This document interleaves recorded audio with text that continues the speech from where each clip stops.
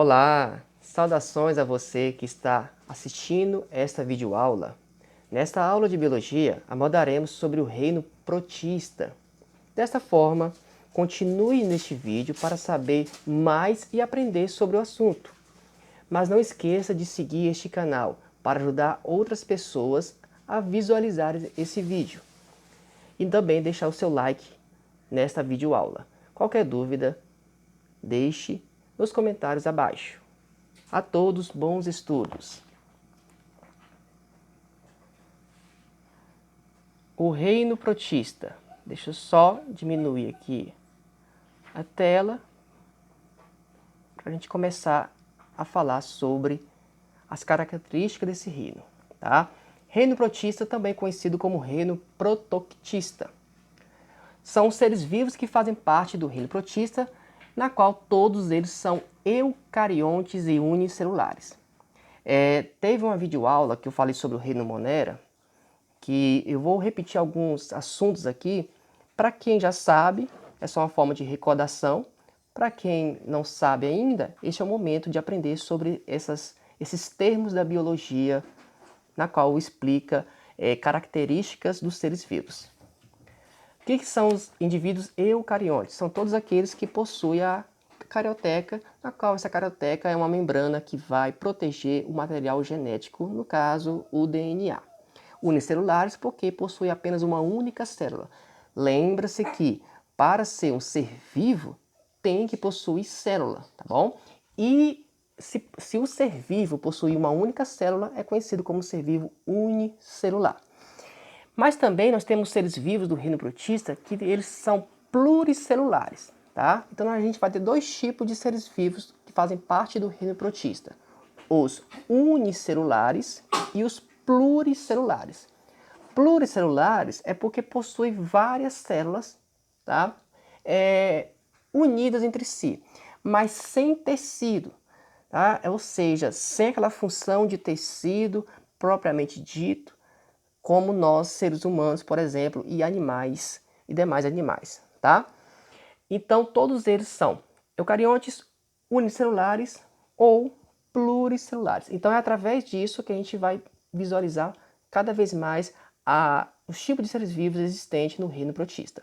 Segundo ponto neste slide, podem viver isolados ou em colônias. Tá? Os isolados são mais propriamente os unicelulares, e os em forma de colônias são aqueles unicelulares que ficam sempre procurando outros para poder, de forma de ficar mais forte, se unirem atrás de alimento e sobreviver de forma geral. Seus representantes são as algas e os protozoários. Então, o reino protista, os representantes deles são dois tipos, algas e protozoários. As algas são unicelulares, mas também temos algas pluricelulares. Temos dois tipos de alga, então, as unis e as pluricelulares, ambas autotróficas. O que são autotróficas? O que é um organismo autotrófico? É aquele organismo que produz o seu próprio alimento. Então a alga, ela produz o seu próprio alimento. Ela não precisa se alimentar de um outro ser vivo. Protozoários. Os protozoários são todos unicelulares e sempre heterotróficos. Então repare que só nesse resumo, neste primeiro momento da nossa aula, os representantes do reino protista são algas e protozoários. As algas, elas podem ser uni ou pluricelulares, e ambas são autotróficas. Protozoários são todos unicelulares e sempre heterotróficos. Os heterotróficos são aqueles organismos na qual não produzem o seu próprio alimento. Então, através disso, ele tem que procurar alimento na natureza. Por exemplo, se alimentar de um outro ser vivo ou de matéria na qual é orgânica, que o ser vivo já faleceu. Então, vamos ver mais adiante sobre mais detalhes morfológicos do reino protista. Tá? Essa parte morfológica quer dizer a parte corpórea, uma parte mais citológica ou a forma da célula que compõe os seres vivos que fazem parte do reino protista. Uma questão aqui de informação. São os primeiros organismos eucariontes. Tá?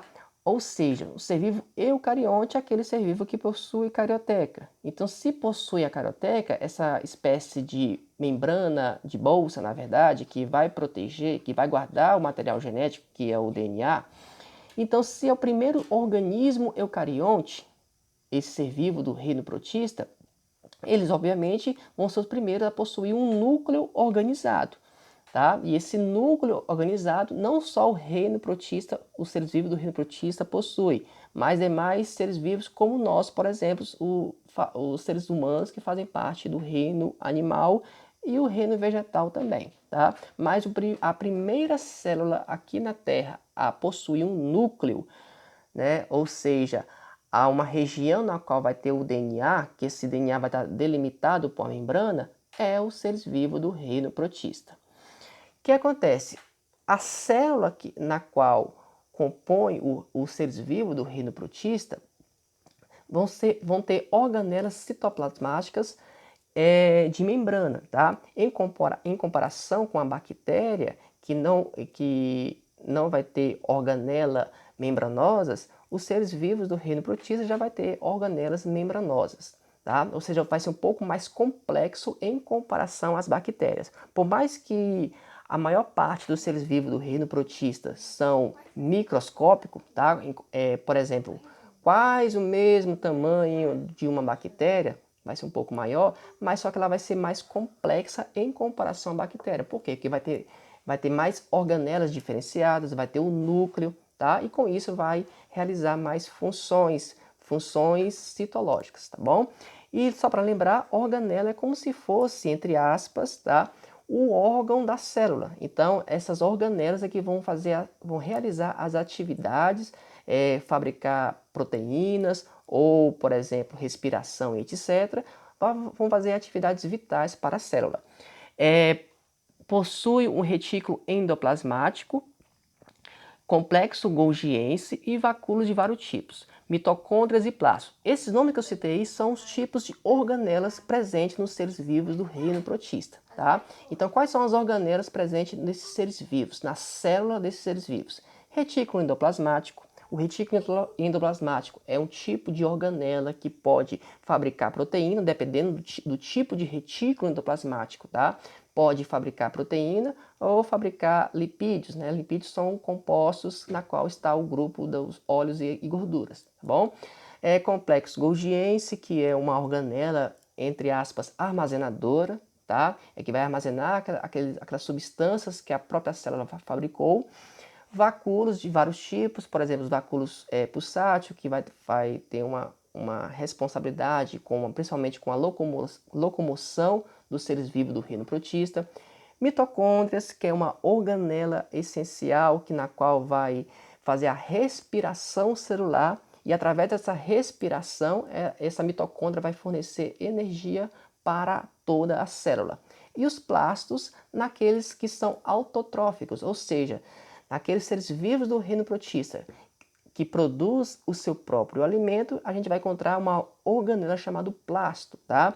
Só por efeito de curiosidade, esses plastos são dos mesmos tipos, basicamente, das plantas, tá? Das células vegetais.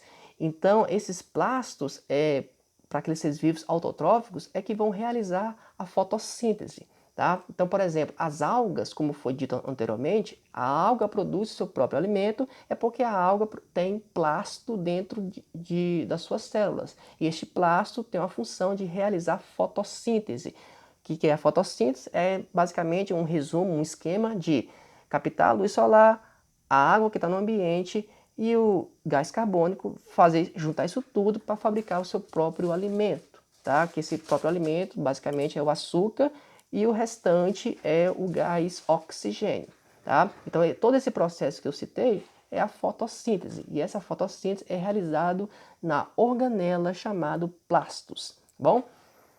Vamos adiante aqui.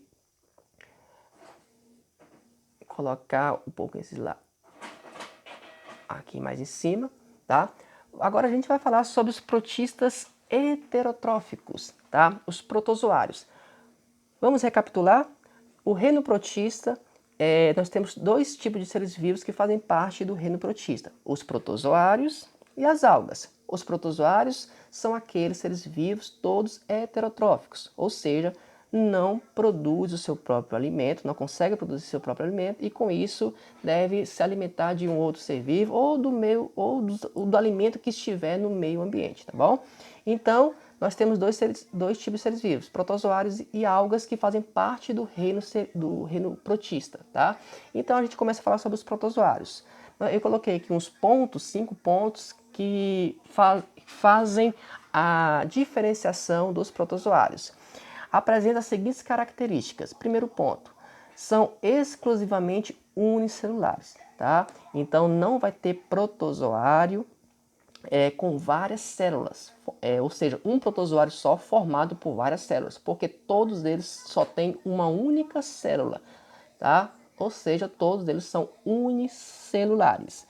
Segundo ponto, vivem isolados ou em colônias. Então, um protozoário pode viver sozinho ou pode procurar um outro protozoário para se unir e com isso ter mais uma resistência ao meio ambiente. Terceiro ponto, habitam os mais variados ambientes terrestres. Pode ser aquáticos, marinhos ou dos cícolas. Dos cícolas são água doce, tá? Por exemplo, rio, lago e etc. Então nós temos os protozoários que vão habitar praticamente todo o ambiente terrestre, desde da parte seca à parte aquática, tá? Independente seja marinha ou de água doce. Quarto ponto, são todos heterotróficos, parasitas ou de vida livre. Tá? Então, como ele é um ser vivo heterotrófico, ele precisa se alimentar de outro. Nesse caso, se ele se alimentar de um outro ser vivo, ele será um parasita, por exemplo. Ou não ficar preso em um ser vivo, né, em um outro ser vivo, e sim viver livremente, que é o de vida livre. Atuando como seres comensais, predadores e mutualísticos. Tá? Quinto ponto, reproduzem-se assexuadamente por cisparidade ou bipartição. Assexuadamente é um protozoário só, ele consegue se repartir pela metade e cada parte que se repartiu se transforma em um outro protozoário. Quando isso aconteça, a gente chama de bipartição, que é a mesma coisa de cisparidade, tá? Então, se um único protozoário se dividiu pelo meio e cada banda, na verdade, se transformou em um outro protozoário, aconteceu uma bipartição desse protozoário. E essa reprodução foi assexuada, ou seja, não teve um outro protozoário para contribuir nessa reprodução.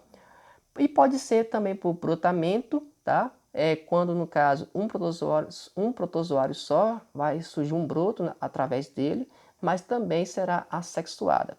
Ou sexuadamente por conjugação, tá? E fecundação, isso daí é quando a gente vai ter dois protozoários se unindo para dar origem a um outro protozoário. Nessa união, na parte sexuada, vai ter uma vantagem aí, porque vai ter, na verdade, uma variabilidade genética entre os protozoários, tá? Porque um protozoário procura outro e o que acontece? Nessa troca de material genético, surge um novo que pode ter, por exemplo, uma resistência, tá? E a desvantagem da assexuada, porque como não tem um outro protozoário, a assexuada na verdade é como se fosse um clone. Na verdade não, é um clone, tá? Quando o protozoário não procura outro e se divide pela metade, tá bom? Classificação dos protozoários. Nós temos 4 tipos de classificação desses protozoários. O que acontece? Eu costumo dizer que a gente pode classificar os protozoários pela sua locomoção, tá? Através de como o protozoário se locomove, a gente classifica ele, tá? Então, repara aqui nessa imagem que nós temos 4 filos. Filo Sacurdina, filo Flagellata, filo Ciliata e filo Sporozoa. Repara aqui embaixo tem a classificação propriamente dita. Quando o protozoário se locomove por pseudópodos, esse protozoário faz parte do filo Sacurdina. Pseudópodo, turma, eu costumo associar como um balão, tá? Aqueles balão de aniversário. Quando uma pessoa enche o balão, e depois esvazia aquele balão. Esse movimento de encher e esvaziar, em comparação, é como se fosse a locomoção por pseudópodos. A palavra pseudo significa falso e o podo significa pés, ou seja, falso pés. Mas assim, de forma para esclarecer, a locomoção na verdade é como se fosse um balão enchendo, na qual incha e murcha ao mesmo tempo. Então, na hora quando ele murcha, depois ele incha, depois ele murcha, e com isso o protozoário consegue se locomover, tá?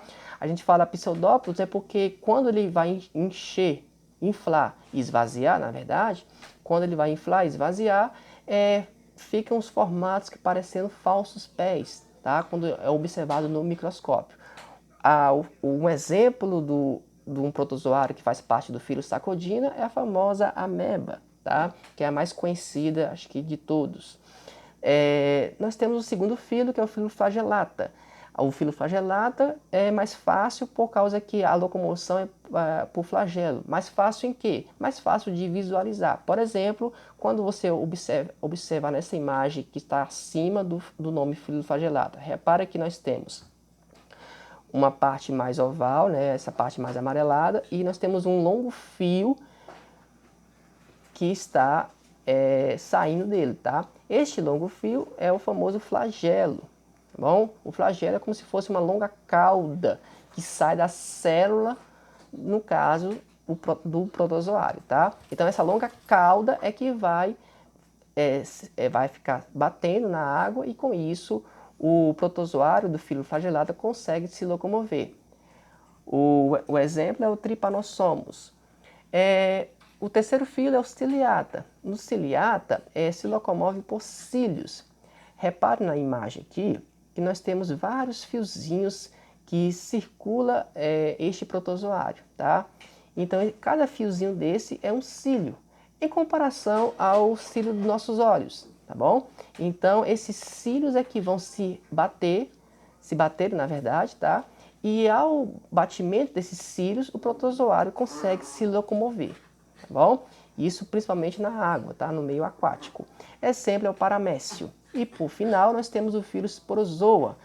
O Sporozoa não vai ter estrutura nenhuma de locomoção, tá? Repare que na imagem que você não consegue ver nenhum fio longo, nem um fio curto e nem uma espécie de falsos pés, tá? Ou seja, pseudópodos.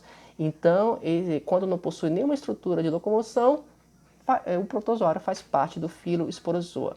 E essa locomoção desse protozoário, por exemplo, na qual está aí o exemplo do plasmódio, tá?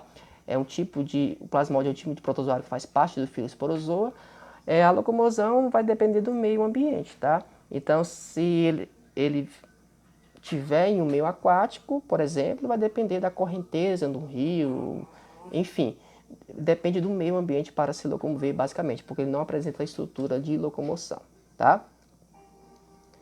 Chegamos agora no segundo ser vivo que faz parte do reino protista, na qual são as algas, tá? Então a gente falou sobre os protozoários e agora o segundo ser vivo que faz parte do reino protista, as algas, segundo e último também, tá? Nós temos esses pontos aí. Primeira coisa, é essencial saber, são todos autotróficos, tá? Ou seja, produz seu próprio alimento. Então, primeiro ponto, podem ser unicelulares ou pluricelulares. Novamente, unicelular é quando a alga só vai ter uma única célula e pluricelular é quando a alga vai ter várias células que vai compor o corpo dessa alga. Bom, segundo ponto, são autotróficos fotossintéticos. Então, vamos pegar o sentido da palavra. Autotróficos é que produz seu próprio alimento. Mas como é que a alga produz seu próprio alimento? Através da fotossíntese. Novamente, em forma de esquema, fotossíntese é o quê? Captar a água do meio ambiente através da luz solar e juntamente com o gás carbônico, essa junção desses três elementos que eu citei, forma-se o alimento da alga, que também tem um produto final, que é o gás oxigênio, tá? Então, isso tudo que eu falei na verdade, a fotossíntese na qual a água realiza. Então, por isso que fala que são autotróficos fotossintéticos.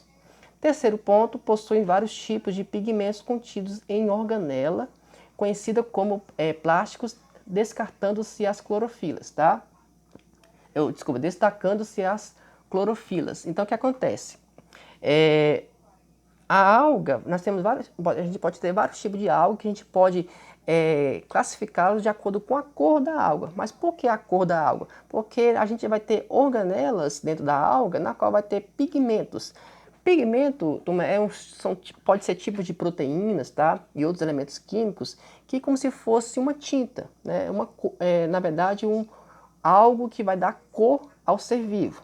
Então esse pigmento é como se fosse, entre aspas, uma tinta, mas só que não é a tinta que a gente conhece na construção civil, tá bom? Então esses pigmentos aqui vai dar cor na alga. Então a gente vai ter a alga verde, a alga parda, a alga de cor vermelha, algas marrons e etc. Tá bom? Então essa diferenciação é devido aos pigmentos que vai estar presente na alga. Quarto ponto, apresenta um parede celular de natureza variada, podendo ser celulósica, calcária, silicosa, gelatinosa, etc. Só para relembrar, o que é uma parede celular? A parede celular é uma membrana que vai circular, envolver, na verdade, a membrana plasmática da célula. Eu associo a parede celular, com forma de explicação, como um soldado medieval, tá? Lá na Idade Média, aquelas guerras que tinha na Idade Média, como por exemplo as cruzadas, tá? Tinha o cavaleiro medieval, que esse cavaleiro usava uma armadura metálica, tá? Uma armadura de metal. Então eu costumo associar a parede celular como se fosse a armadura do cavaleiro e o soldado em si é como se fosse a célula. Então esse soldado é como se fosse a célula e esse soldado nós temos a pele dele e essa pele é a membrana plasmática. E a armadura na qual o soldado está vestida é como se fosse a parede celular, tá bom? Então a alga em si ela tem a parede celular e dentro dessa parede celular nós temos a célula propriamente dita, tá? E essa parede celular pode ser feita de alguns materiais, como feito de celulose, de calcário, silicose, gelatinosa, etc. Tá? Quinto ponto, a maioria é microscópica, ou seja, a maior parte das algas só consegue ser visto, na verdade, através do aparelho chamado microscópio. Mas também existem algas extremamente grandes, ou seja, macroscópicas, tá? Sexto ponto, o corpo das algas pluricelulares é chamado de talo, tá? Então o que acontece? Não confunda de falar que a alga, assim, a alga possui folha, raiz, cauda, etc. Porque isso não existe na alga, porque a alga não faz parte das plantas, a alga não é planta, a alga faz parte do reino protista, tá bom? Então o corpo em si da alga é conhecido. Então, continuando, o corpo da alga em si recebe o nome de talo, tá? E isso é só para as algas pluricelulares. Sétimo ponto, reproduzem-se assexuadamente ou sexuadamente, tá? A gente vai ter essa variedade de reprodução das algas. A água pode reproduzir sozinha, assexuada, ou com uma outra água, com a outra alga que recebe esse tipo de sexuada, tá bom? Oitavo ponto, são encontrados em todos os ambientes aquáticos e também nos ambientes terrestres úmidos, tá?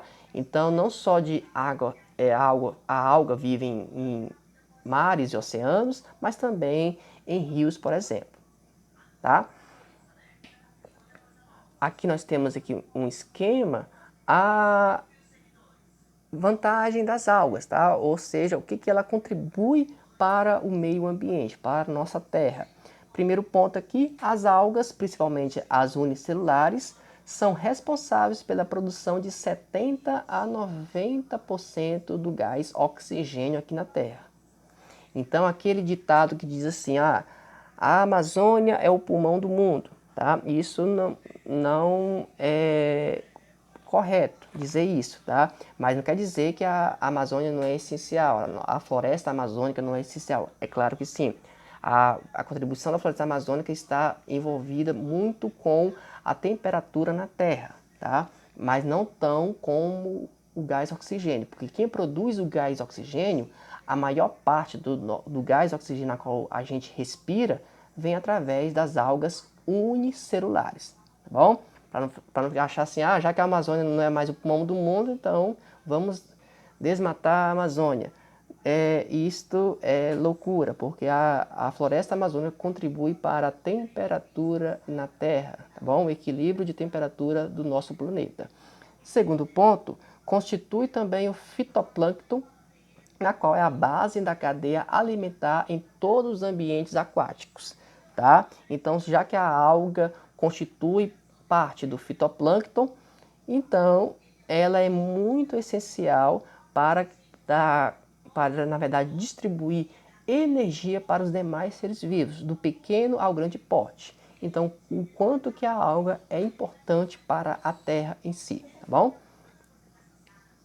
Nós temos aqui sobre as proteoses, né? Proteoses são doenças causadas pelos protozoários. Tá? Até o momento, a literatura não existe doença causada por alga, né? Doença que afeta diretamente ao ser humano, tá? Eu falo assim até o momento porque a gente não sabe o dia de amanhã, tá? E ser vivo, na verdade, é algo assim que a gente não pode dizer certeza, porque cada dia, cada tempo, na verdade, tem uma mudança de seres vivos, tá bom? Mas o que a gente sabe no momento são as proteoses, que são as doenças causadas pelos protozoários. A gente pode ter dois tipos, a doença de Chagas e a malária. A doença de Chagas é causada pelo flagelado, ou seja, aquele protozoário que se locomove por flagelo, que recebe o nome de Trypanosoma cruzi, tá? E esse Trypanosoma cruzi, ele é transmitido pelo um percevejo conhecido como barbeiro, tá? Repara aqui na imagem, embaixo nós temos os barbeiros, e esses barbeiros, esse inseto, na verdade, né, esse percevejo, costuma ser encontrado em casas construídas por pau a pique, né? Ou seja, casas de barro que tem essas madeiras ocas, pode ser, por exemplo, bambu, na verdade, tá? Na qual vai alojar o barbeiro nessa parte interna da parede, tá? Conforme está a imagem aqui do lado. E, por final, nós temos a malária, que é causada pelo plasmódio, na qual esse protozoário, que recebe o nome de plasmódio, a transmissão ocorre pela picada da fêmea, né, na qual é o mosquito que recebe o nome de anófeles. Tá? Então, essa fêmea, ao sugar o sangue, ela pode transmitir, se caso esse mosquito, né, esse anófeles, tiver dentro dele a malária, tá bom? Aqui só um outro esquema para mostrar como é a transmissão, como é a doença de Chagas, tá? Na qual nós temos o barbeiro, que principalmente vai sugar o sangue, né, de uma pessoa quando essa pessoa estiver dormindo, tá? Então, que pode acontecer neste momento? O barbeiro, ele vai sugar o sangue e defecar no local, tá? E através da fezes, né, que o Trypanosoma cruzi, o protozoário, entra no local da picada, tá? Já que o barbeiro deixou um pequeno buraco na pele, o protozoário em si pode entrar nesse buraco. Então, o que acontece? É por isso que quando o barbeiro pica uma pessoa, principalmente quando essa pessoa está dormindo, né, a reação automática do corpo da pessoa é coçar o local, né? Então, na hora de coçar, faz de conta que picou, por exemplo, na mão, né? Na hora de coçar, espalha as fezes que, infelizmente, se essa fezes estiver contaminada pelo protozoário Trypanosoma cruzi, vai entrar no local da ferida, né? No local que deixou a picada em si do barbeiro, tá bom? E isto foi a nossa aula, chegamos ao final, né, desta videoaula. E espero que vocês tenham gostado, tenham aprendido sobre o assunto, sobre o reino protista, tá? E chegamos a esse fim da nossa aula de biologia. Qualquer dúvida, sugestão,